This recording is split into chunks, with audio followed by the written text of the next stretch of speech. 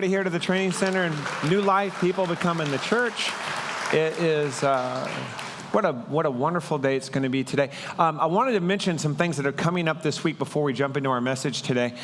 This Tuesday, we are going to be doing an event here at the training center as a fundraiser to send kids to camp. You heard them talking about that with kids in youth camp. It's a benefit comedy night and silent auction.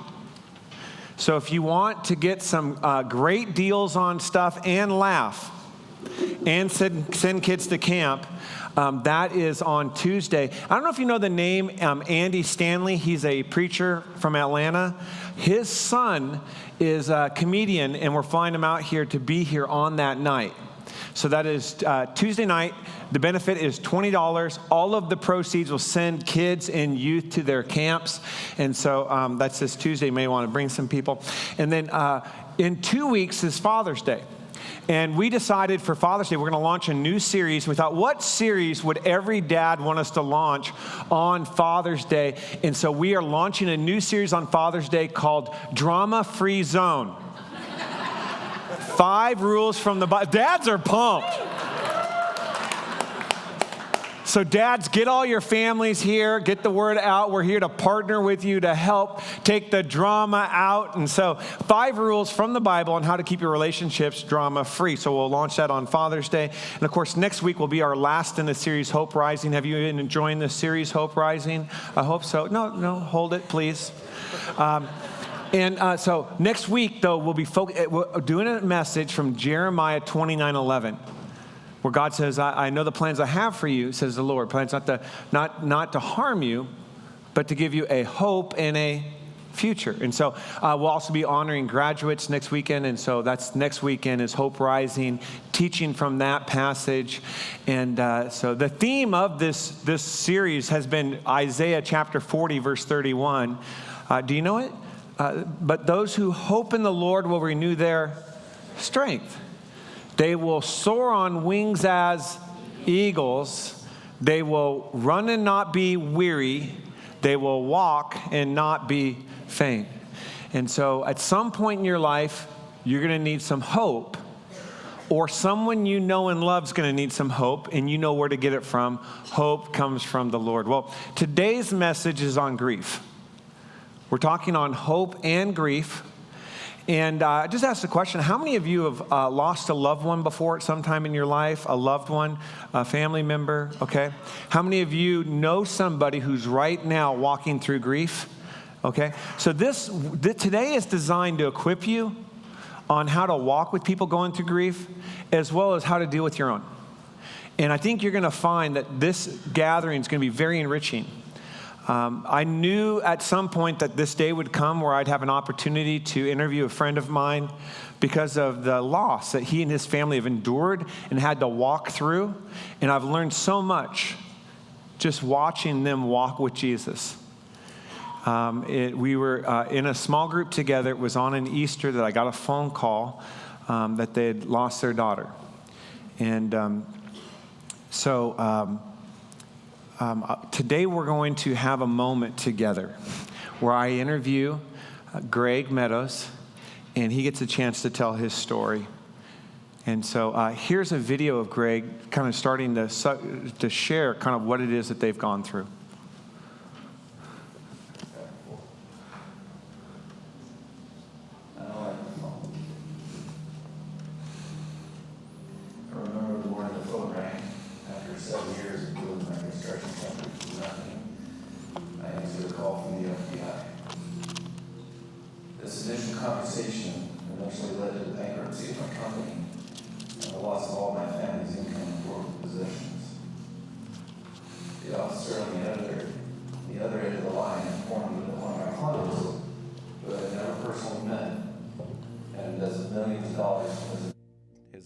Company and its investors, and was under federal investigation.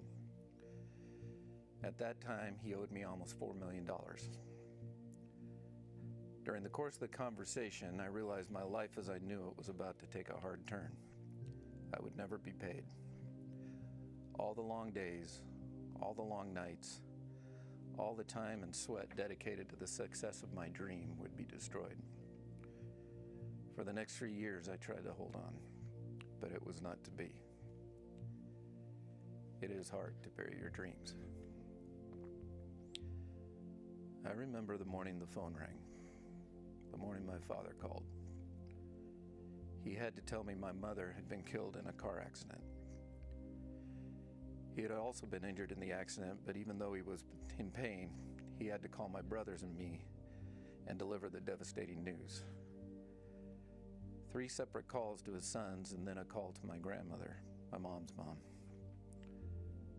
I can't describe the pain in his voice. A still, calm, anguished voice. It was then I realized the only thing worse than hearing terrible news is telling someone you love terrible news about someone they also love. I remember my wife asking me if we should wake the children and tell them about their grandma. I said no. Their life was about to change, and I wanted just a few more moments for them to feel all was okay. I think God gives us wisdom in the moment we really need it.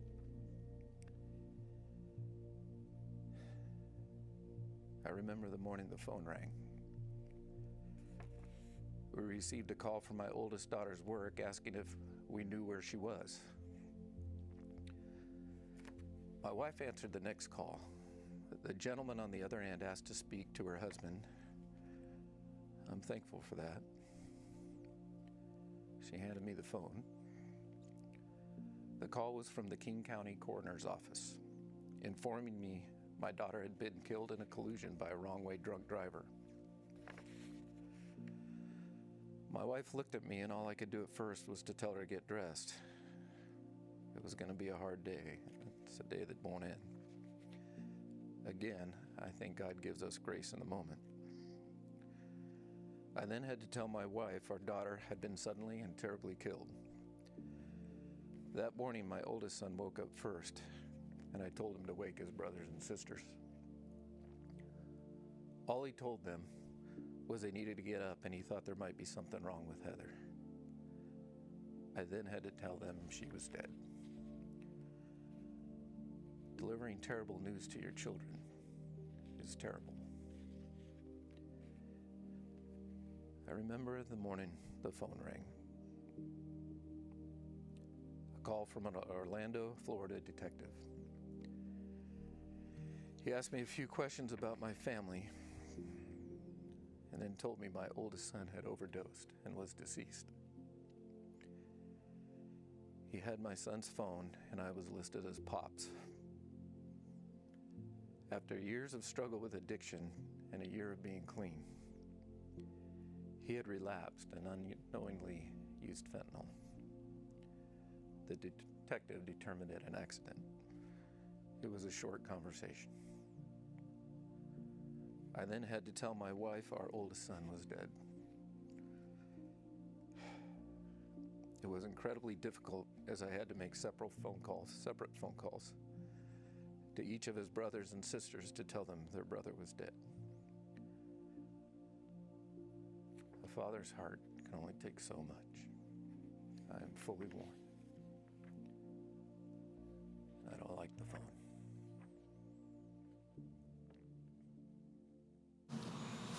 Greg Meadows is, and his family, Greg and Leah, have been a part of our church for a very long time. And Greg and Leah and my wife and I, our families were in a small group together. Greg and Leah have served as elders in the church. Greg, outside of the church in his workplace, was the lead on the Hood Canal Bridge project. And so when it came time for us to do the training center, I went to Greg and asked if he would oversee the project, and he did. And so he's a dear friend and somebody I love and respect. And today I get the opportunity to interview him. So would you welcome with me to the platform, Greg Meadows.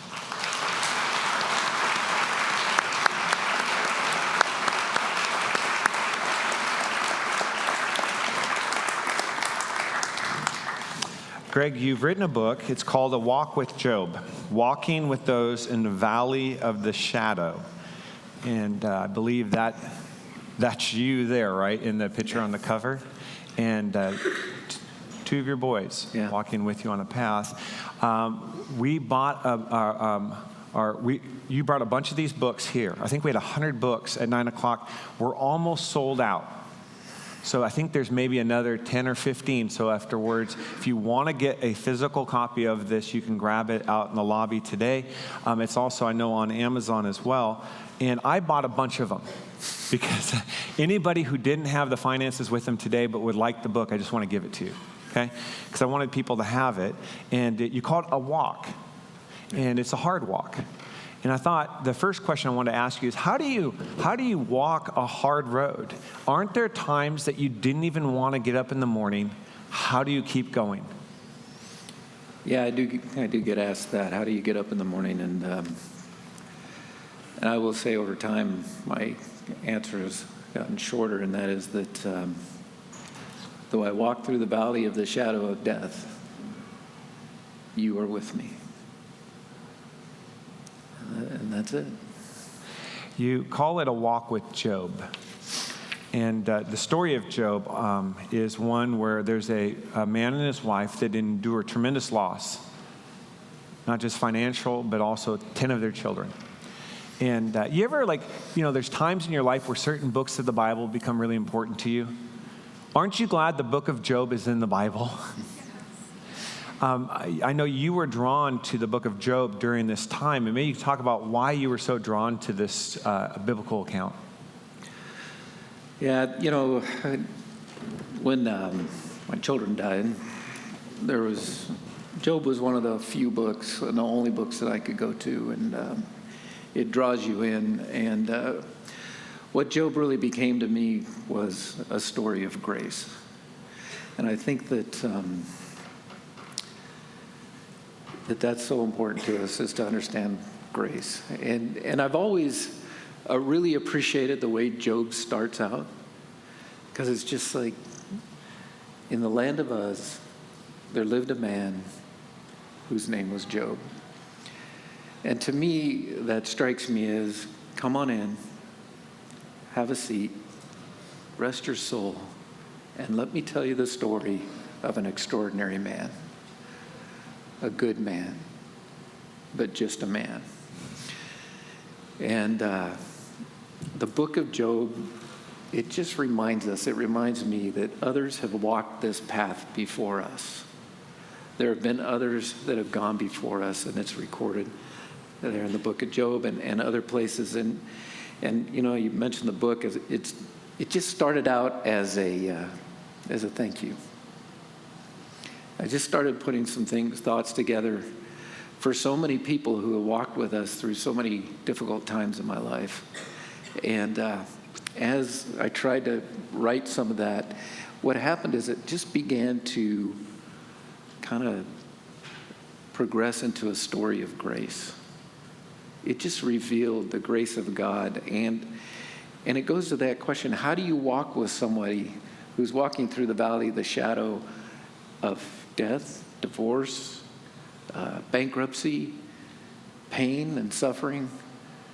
How do you do that? And what I realized through that, and I'm not a counselor and I'm not anybody special, it's just this is what God kind of revealed to me, was that during those times, it was people that came beside me, got down in the mud and the dust with me, and just revealed God's grace to me. And they actually became that embodiment of grace. And that was why I was drawn to Job. The other thing about Job, though, that you have to understand, that we have to understand, is that it really helped me begin to process the question of, why do bad things happen to good people? People. And that's a question we get asked a lot when we're in grief, when we're in suffering, right? And what Job does is it really points to the sovereignty of God. He really points back to grace, and he points back to God, but I am telling you, it is a harsh conversation. And it can be a hard discussion with God. In this season, there had to have been times where you're angry, you're mad at God, And then I think there's even the question of, can you be mad at God? Is it okay to be mad at God? Can you be angry? What do you do with those emotions? Yeah, so you get to have my opinion. And mine is, yeah, I think you can be. I think God understands who we are. I think God created us with these emotions, and there's a value to being honest with God. And that's what I would say, is you can be angry with God, but you have to be honest. And that's what we see in the Psalms, and that's what we see in the Laments and some of the other places, and even in the New Testament, is be honest. And I think a lot of people talk about that, but I think in John 11, and I'm going to ask Wes to read it, is the part that kind of came home to me.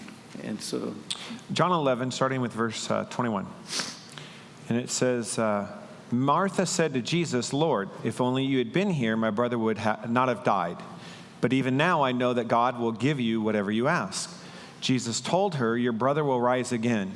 Yes, Martha said, he will rise when everyone else rises at the last day.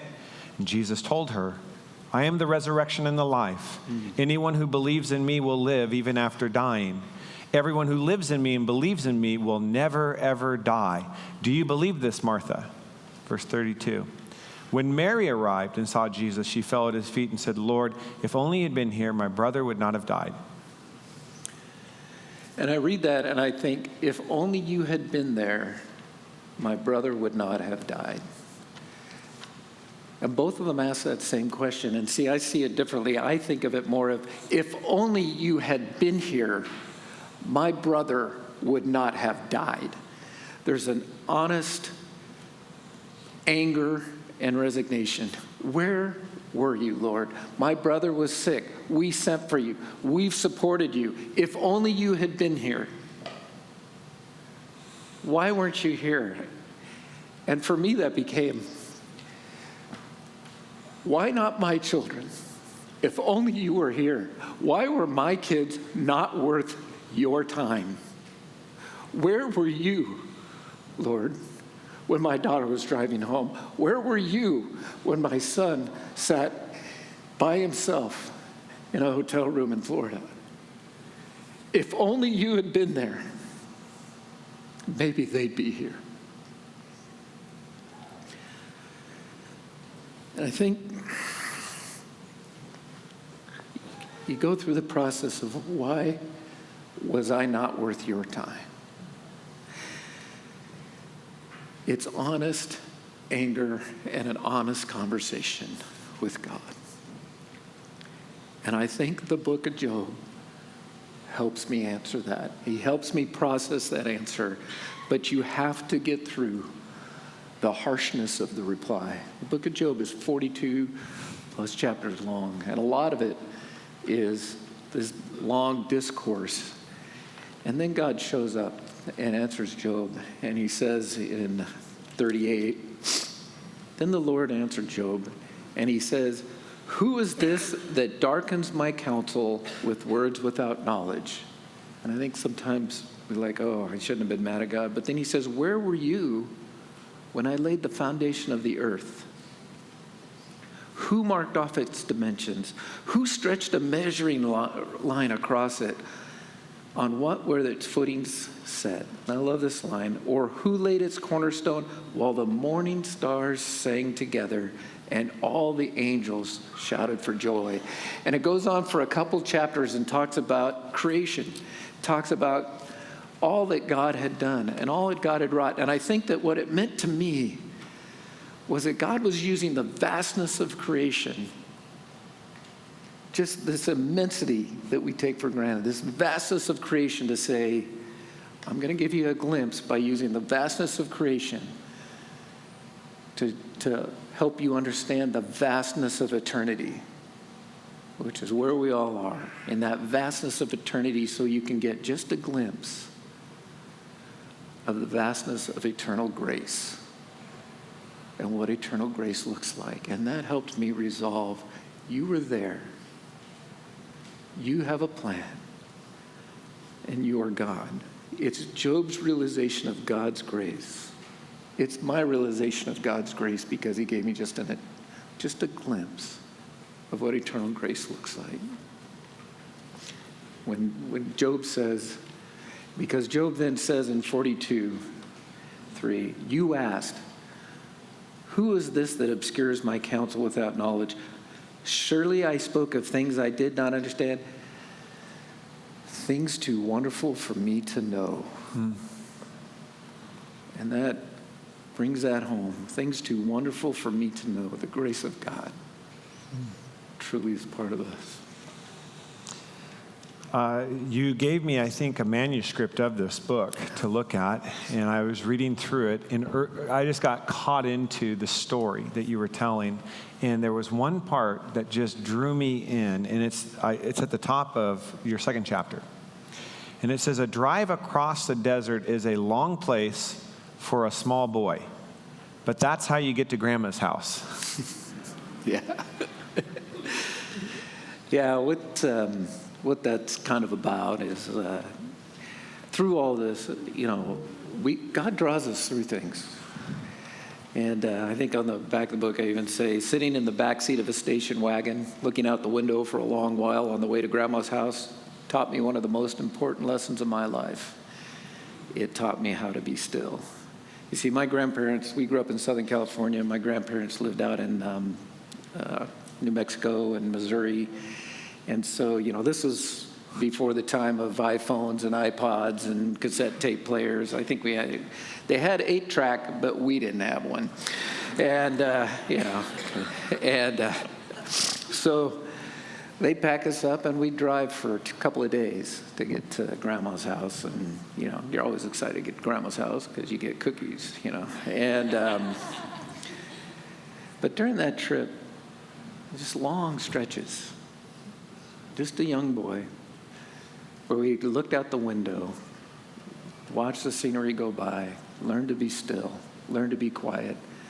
And I think the reason for that is I got some questions about that as I was talking to people and different things, and they said, hey, they felt bad because they said, hey, I missed it. I didn't have that experience. I said, well, you don't know because you've never tried to sit back and stop and consider it. And I think that I was in my 50s. I'm still in my 50s. Before I realized that was some training that God had walked me through when I was young. And I think that's part of our story. You see, Wes told you we were in a home group together, and one of the things that I used to do with the group is each week we take a different, if they were single person or a couple, and I just say, tell me your story. I'm looking around, I recognize some of your stories. And everybody do the same thing. They'd start name, rank, serial number, and it's like, no. We're going to take the time.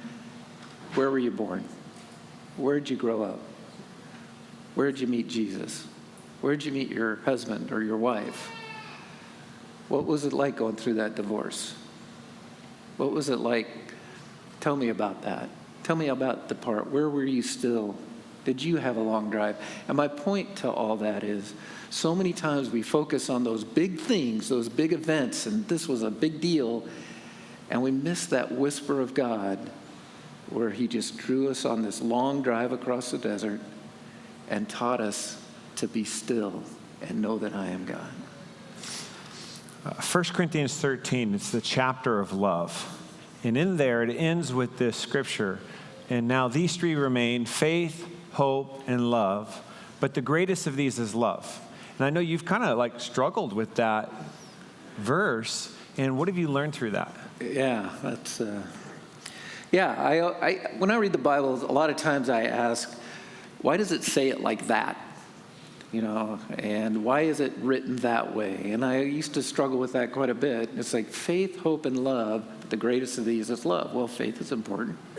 Hope is important. We've got a whole series we're talking about it here. But the greatest of these is love. Faith, hope, and love, why is that? And then my daughter was killed by a drunk driver.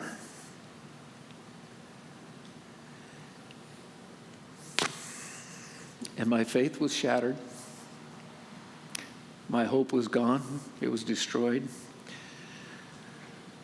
And what I found was what I've come to call the hooks of grace, the hooks of love, would not let me go.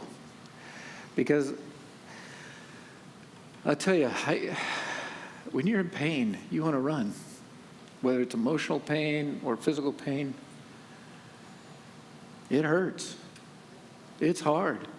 And I tried to flee from God. I wanted to run from God. I wanted to flee from this position, this pain. This was more than I could bear. And I knew it. And I tried to wrestle myself away. I wanted to run, but God and his hooks of grace held me. And I think the best way I can explain that is that when my kids were really small, like 2 years old or so, and we had 6 children, you'd be in the grocery store or some public place, of course, and they just lose it, because they're tired and they're cranky and you're trying to hold them and they want a cookie, but we're a good parent, so we're not going to give them a cookie. And, you go through all this stuff and all of a sudden they're on the floor and they're just wailing and flashing on. And a lot of you guys know, well, you're probably better parents and maybe you don't know that, right? And they would just lose it. And then I'd go to grab them and they'd try to run, but I'd grab them up because they're 2 and not very fast. And I'd grab them up and they'd just be struggling. And I'd take them and I would hold them tight to my chest. And I would hold them and I'd hold them and they'd start to yell and they'd struggle. And I would hold them to my chest tighter till all they could feel was me. They'd struggle and struggle, but all they could feel was my tight embrace. And eventually they would tire of the struggle. And I would loosen that embrace. And they would slowly fall asleep on my chest in a loving, loose embrace. And that's the closest I can come to explaining what it felt like to be held by those hooks of grace. Is that when my faith was tattered, afraid, when my hope was buried in God, Jesus' loving, smothering grasp held me. And it really became the only sense of calm I could accept. And the only sense of peace I could know. Why? Because the greatest of these is love. There's a prayer that we would say often here at the church, and you've heard and said many times, but Jesus, I'm your disciple. I want to show your love to this world. These are your hands. These are your feet. Give me your heart. Speak through me. Show me what you see. Use me today. The body of Christ, we are the hands and feet of Jesus. What have you learned about hands and feet of Jesus as it relates to grief? Yeah, I think about that statement. Like Wes said, we've been around for a little while, and we say that a lot. We're the hands and feet of Jesus, and I think that's an important statement. But I think it's very important for us to understand when we say that we're the hands and feet of Jesus, that we truly understand that is where they drove the nails. That there's a gravity to the statement, that we're not flippant about what we say or what we do, that there could be pain, there could be difficulty. And when you're walking with somebody, see, this drives me to, blessed are those who mourn, for they shall be comforted. And why are they comforted? Because we weep with those who weep, and we mourn with those who mourn. We understand the gravity that the hands and feet of Jesus are where they drove the nails, but we also understand the hope and the grace that without the nails, there's no empty tomb. And so as we talk about that and as we think about it, that's how I see it, is that, we're the hands and feet of Jesus, and we understand what that means and the gravity to that purpose. Hope rising. Craig, what have you learned about hope? Well, it's a long question, but short words for a long question, right? Proverbs 13:12 says that hope deferred makes my heart grow sick. For hope deferred makes the heart grow sick. And I will tell you that for many years, for me, it was not hope deferred, it was hope destroyed. I had no hope. How can you have hope in this situation? That's the way I looked at it. For a long time, I struggled with it because that's how I interpreted it. Hope deferred, no. My hope is destroyed, or my daughter, and then my son. But lately, I think God's given me a little bit more grace. Because I've come to look at it as not hope deferred or destroyed, but hope defined. And what I mean by that is that now I know the time. See, now I know how long. I know that from March 13th, 2005, or October 9th, 2017, until the day I go home. C.S. Lewis called it the home country. Until that day, I know the time. That is the time frame. That's the definition of the time of my hope. And I think that's defined. But I think it's important that everybody understand, or that I understand too, my hope is in Christ and Christ alone. People say, that's your hope to see your children. No, that's the hope I have to see Christ holding my children. Because my hope is to see Christ. Jesus is the home country. They are not mine to hold. Not mine that are with him now, not mine that are still here now. They are all his. I've come to realize, and this is a little saying that that hope is not based on what I think. It's not based on what I feel. It is not based on what I see. But hope is based on what I know to be true.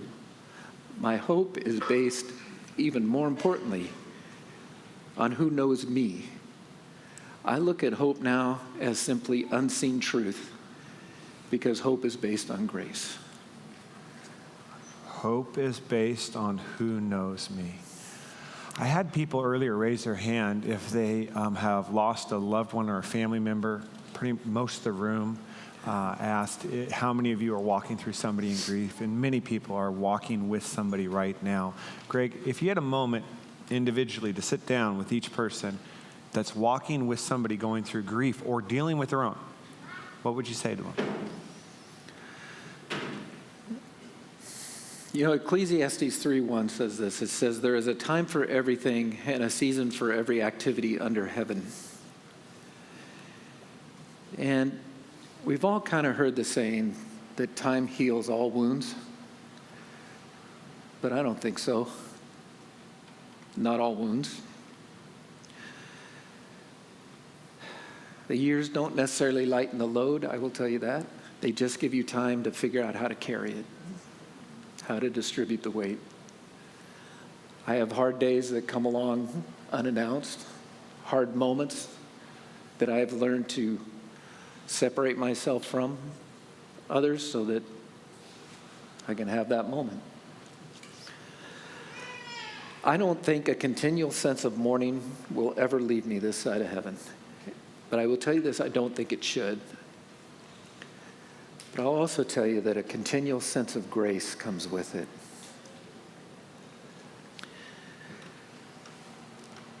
John 1:5 says that the light shines in the darkness, and the darkness has not overcome it.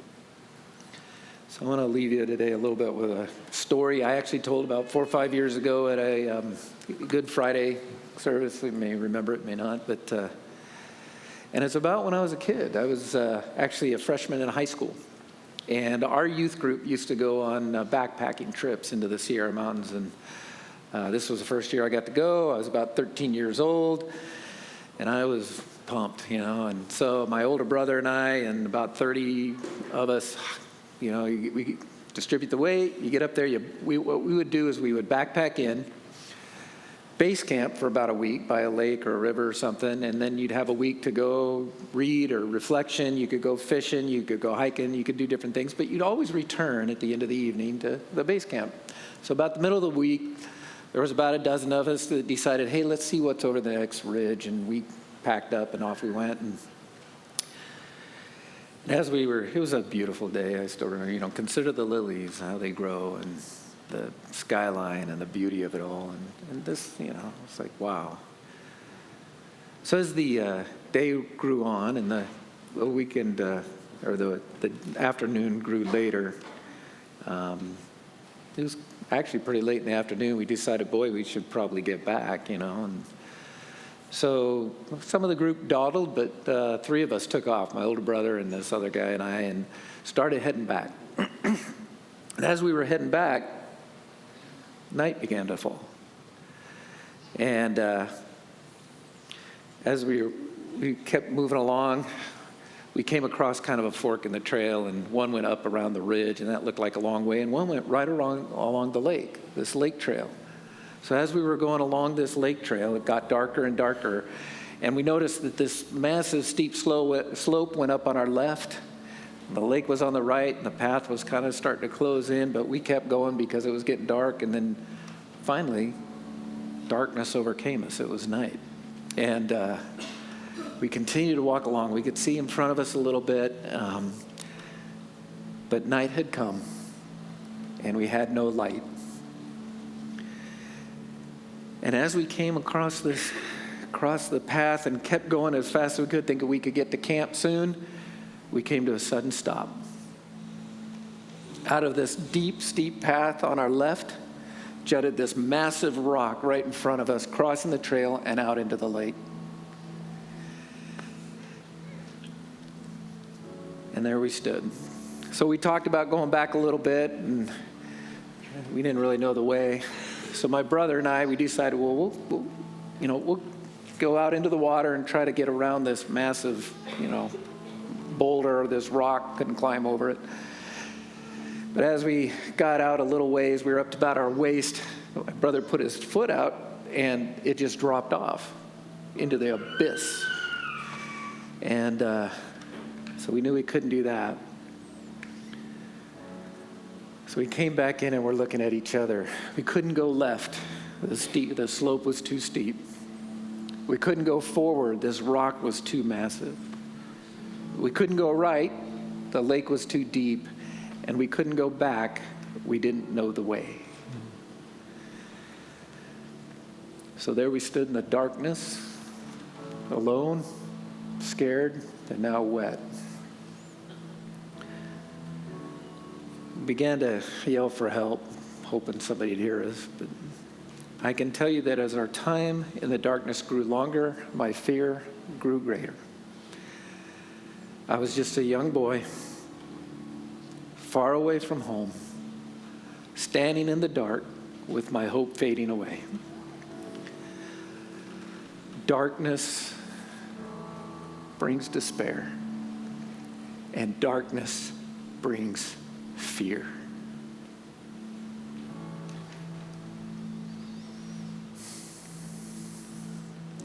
And then we heard something. From a far off distance, beyond the rock, coming from the camp on the other side, we heard people yelling.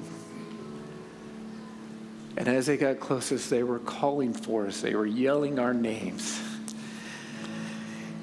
And then they were coming with light, and as we saw that light come over the rock, and then it broke over the rock and crested the apex of it and shone down on us, I'll tell you, we felt the incredible relief of being found.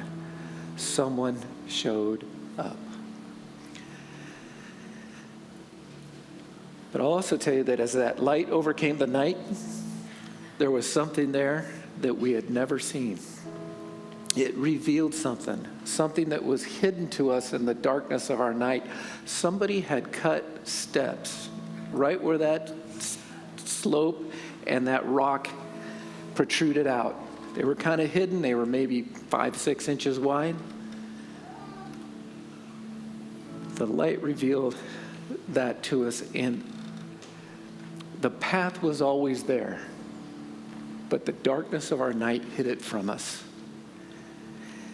And I can tell you that at that moment, we didn't need to be told how to face our fears. We didn't need to be told how to prepare for a day hike. We didn't need to be told how to, pack right and hike, stay on the trail and all that stuff. We didn't need to be told anything. We just needed someone to hold the light. And so I would say that when our friends are suffering and night has closed in, when they can't see past the darkness that encompasses them, just be still and present and calm and simply point to and hold the light.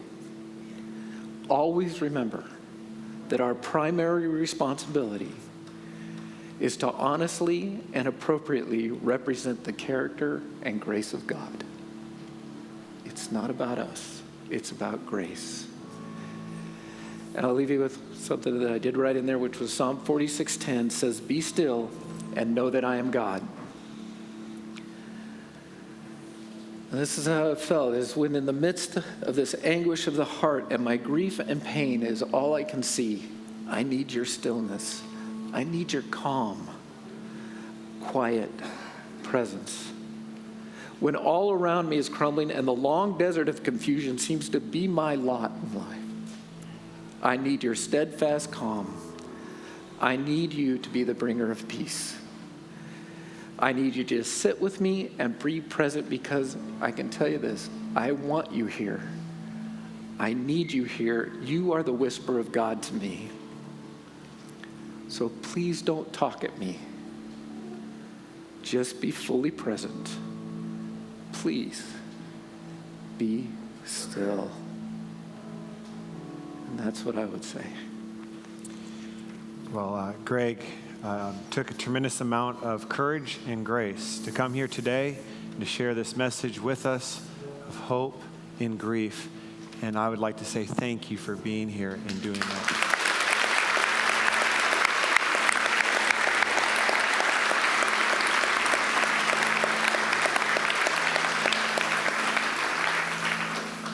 I know it's been in one of the songs. I asked you, what song would you like us to sing? And I think this song has been very meaningful to Leah. The song Reckless Love, that Jesus is a shepherd that leaves the 99 sheep to go and to find that one. Yeah. And today we are going to come to the Lord's table. In a moment you'll be served some bread in a cup that you'll hold on to, and we're going to eat and drink together. So would you stand as we sing about the love of God?